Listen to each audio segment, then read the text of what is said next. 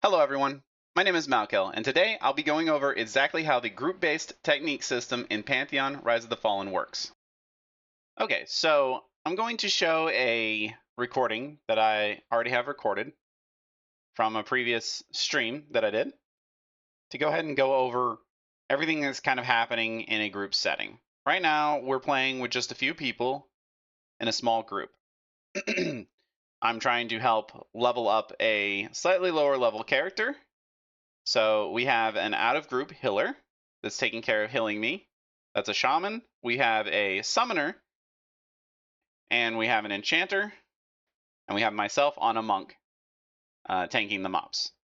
So we have to apply debuffs to these. These are group-based mobs. They're designed for 6 people.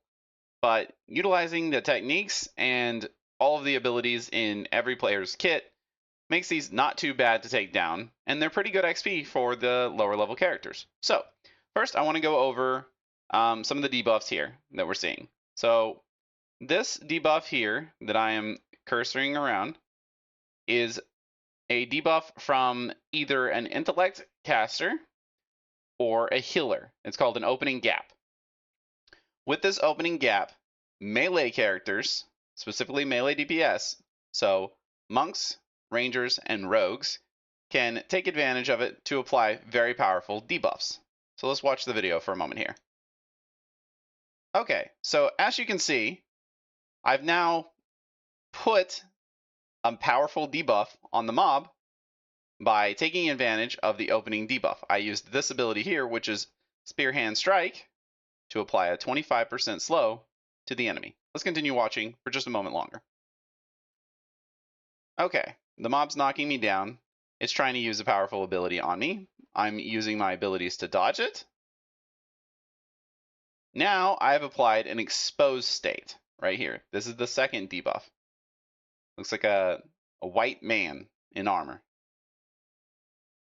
Let's continue watching for a moment here. This is a disoriented state and another opening gap. Can't actually use this, so it wasn't really useful for them to use it. However, they used it anyways, but that's okay. We'll go ahead and continue on. After a moment here, we should see this exposed state get used by the summoner or the enchanter in the group.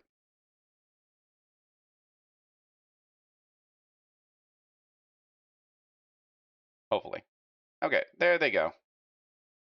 They've applied another powerful debuff here. This was to take advantage of reducing their resistances. That's something that can be done as well. So that's a very quick overview of a couple of the techniques, but there are far more in the game. But the basics of them is you simply have a healer or an intellect caster apply an opening gap, and then you have a melee DPS exploit the opening gap.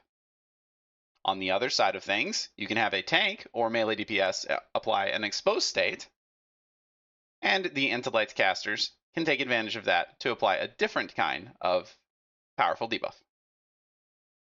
As you get higher level, there are even more powerful states that you may be able to apply, such as knockdown. Coordinate with your group members and see what you can do. If someone in your group is able to set the mob off balance, try using an ability that will take advantage of that.